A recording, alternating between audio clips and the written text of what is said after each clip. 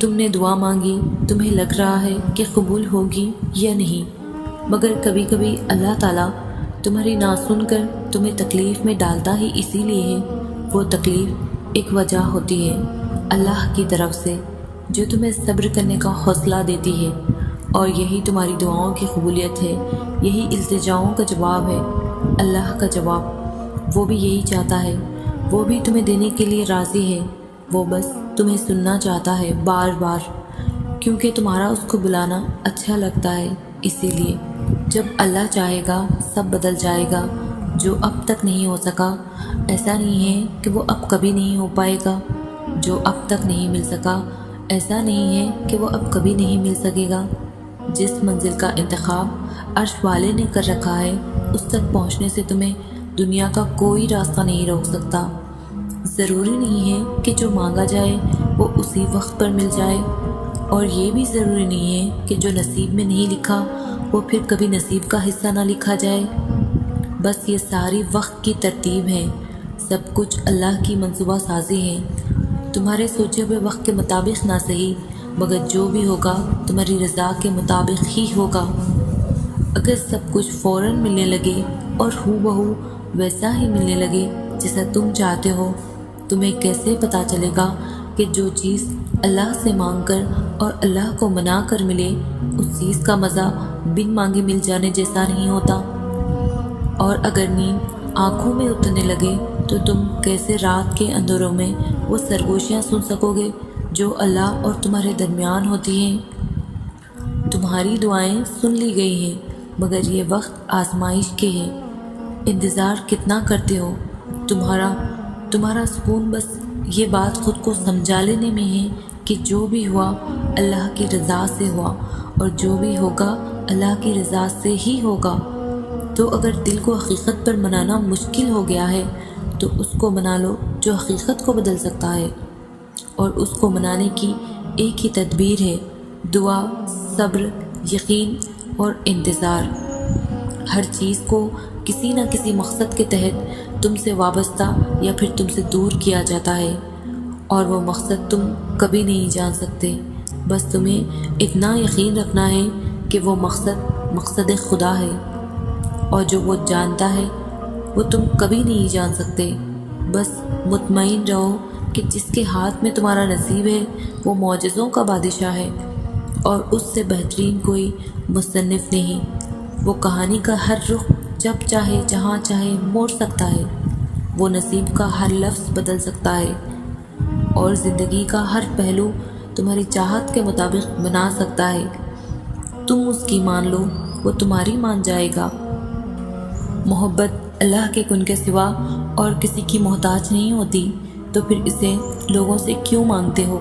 کیوں ان کے پیچھے بھاگتے ہو جو تم سے دور بھاگتے ہیں؟ کیوں رابطوں کی فکر کرتے ہو؟ کیوں ہر در پر اس جھولی کو پھیلاتے ہو؟ محبت میں نہ اکتاہٹ ہوتی ہے اور نہ ہی اکساہٹ ہوتی ہے۔ پھر سامنے لاکھوں حسین چہرے ہی کیوں نہ آ جائیں، مگر دل ایک ہی چہرے کا پابند رہتا ہے، اور اس چہرے کی مسکراہٹ اور آنکھ کی نمی سے کبھی بھی انسان اکتاتا نہیں ہے۔ محبت عطا ہے جو ہر کسی کو نصیب نہیں ہوتی، اور نہ ہی تم کسی کو خود سے محبت کے لیے زبردستی اکسا سکتے ہو۔ جو تمہارا ہوتا ہے وہ ہزاروں کے آنے کے بعد بھی تمہارا ہی رہتا ہے، اور جو تمہارا نہیں ہوتا وہ کسی بھی قیمت پر تمہارا نہیں ہوتا۔ تو پھر خود سے یہ جنگ کیسی؟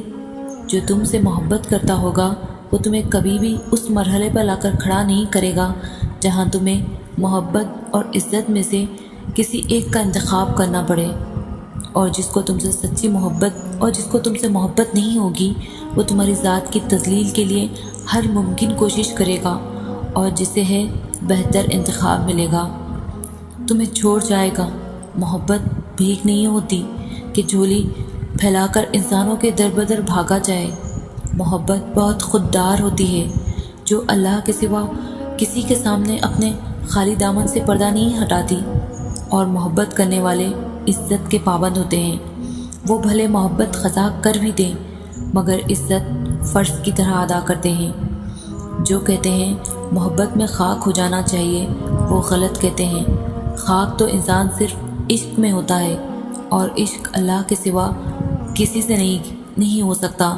محبت عشق سے بہت مختلف چیز ہے۔ مٹی مٹی ہو جانا نہیں بلکہ اس مٹی کو سمیٹ لینا محبت ہے۔ تو جو تمہیں سمیٹ لے بس وہی تمہاری محبت کا حقدار ہے۔ تو ایسا شخص تلاش کرو جس کو دیکھ کر صبر نہیں شکر کرو۔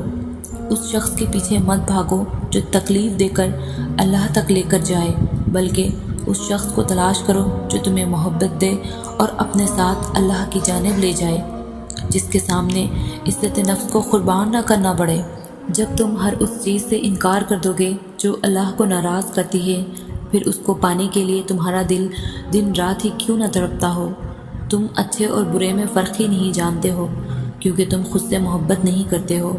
تم خود کو ان چیزوں کی سزا دیتے ہو جن کا علم تم خود بھی نہیں رکھتے ہو، اسی لیے تم ضد پر اڑ جاتے ہو، ایسی ضد جو تمہیں اندھا کر دیتی ہے، اتنا اندھا کہ اللہ تمہارے سامنے ہو کر بھی تمہیں دکھائی نہیں دیتا۔ تمہاری اداسی کسی بچھڑے ہوئے کی یاد کا سبب نہیں ہے۔ جب تم دنیاوی چیزوں کے پیچھے بھاگتے ہو تو تم سب سے پہلے خود کو کھو دیتے ہو، اور پھر یوں رفتہ رفتہ تم سے اللہ بھی کھو جاتا ہے۔ تم یہ غم تو ساری زندگی سینے سے لگائے رکھتے ہو کہ فلاں شخص بچھڑ گیا، فلاں مجھے توڑ گیا، مگر یہ سوچتے ہی نہیں ہو کہ میں بچھڑ گیا اللہ سے، میں ٹوٹ گیا، اس سے دور ہو گئے۔ بس اسی لیے تم کرب میں مبتلا رہتے ہو اور بھول جاتے ہو کہ وہ تو ہر چیز پر قادر ہے، اس کے خزانوں میں کمی نہیں آتی۔ آزمائش تو تب شروع ہوتی ہے جب کوئی چیز جان سے زیادہ پیاری ہو جاتی ہے، جب اس چیز سے خود سے بھی زیادہ محبت ہو جاتی ہے۔ پھر اللہ اس محبت کا امتحان لیتا ہے کہ آخر اس چیز کے لیے کتنا صبر کر پاتے ہو، کس حد تک پہنچ جاتے ہو، اور سب سے بڑھ کر یہ ہے کہ کیا اللہ کے انتخاب پر خوش ہو پاتے ہو۔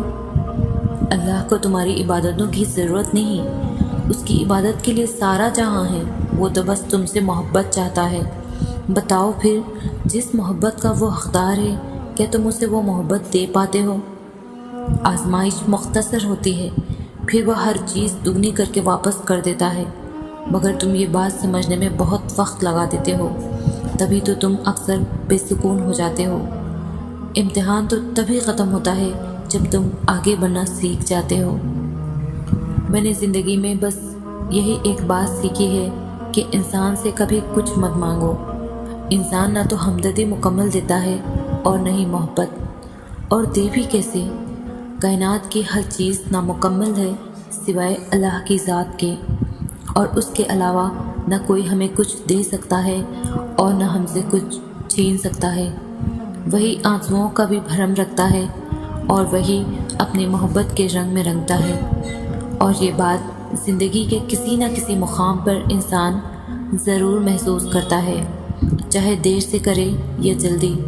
اس کی آغوش میں بہایا گیا کوئی بھی آنسو ضائع نہیں جاتا، پھر چاہے وہ آنسو اذیت کا ہو یا محبت کا۔ خدا ہمیں کبھی بھی ہم جیسوں کا محتاج نہ کرے، نہ ہمدردی کے لیے نہ محبت کے لیے۔